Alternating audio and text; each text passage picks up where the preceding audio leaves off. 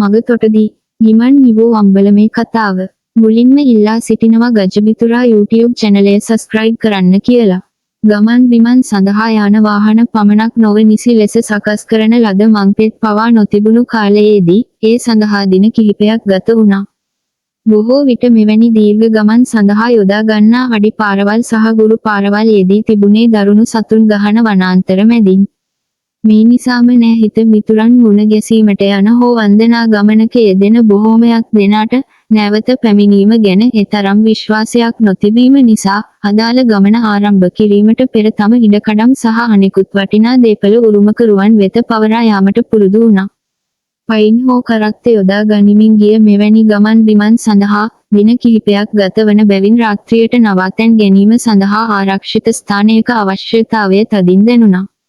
සංචාරකයන්ට ආහාර පිළියෙල කරගෙන විවේකීව රාත්‍රිය ගත කිරීමේ ස්ථානයක් ගොඩ නැංවීමේ අරමුණ සහිතව අම්බලම් බිහි වුණේ එහි ප්‍රතිඵලයක් ලෙසයි. බොහෝ අම්බලම් නිර්මාණය කර ඇත්තේ ගලා යන දිය පහරක් අසලයි.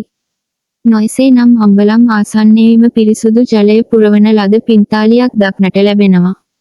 බුදු රජාණන් වහන්සේගේ දේශනාවන්ට අනුව අම්බලම් ගොඩ නැංවීම උතුම් පුණ්‍ය කර්මයක් ලෙස සලකනවා. මේ නිසා අතීතයේදී පින් සලකා බුදු මැදුරු සහ දාගැබ් ගොඩ නංවන ලෙසින්ම මහජන ශුභ සාධනයේ පිණිස මංමාවත් ඒ දඩු හා පාලම් තනන ලෙසම ගම් වැසියන් එක් වී අම්බලම් පිහිටුවා තිබෙනවා. යම් ගමක පිහිටා ඇති අම්බලමක විශාලත්වය අලංකාරය හෝ වටිනාකම තීරණය වුණේ ඒ ගොඩ නැංවීම සඳහා දායක වූ ගම් වැසියන්ගේ වත්පොහොසත්කම අනුවයි. ඇතැම් අවස්ථාවලදී රටේ ප්‍රභූන්ද තමන්ගේ පෞද්ගලික ධනය යොදවමින් පින් පිණිස අම්බලම් නිර්මාණය කර තිබෙනවා. තවත් මෙවැනි වීඩියෝවකින් හමුවනතුරු ගජබිතුරා YouTube channel එක subscribe කරන්න.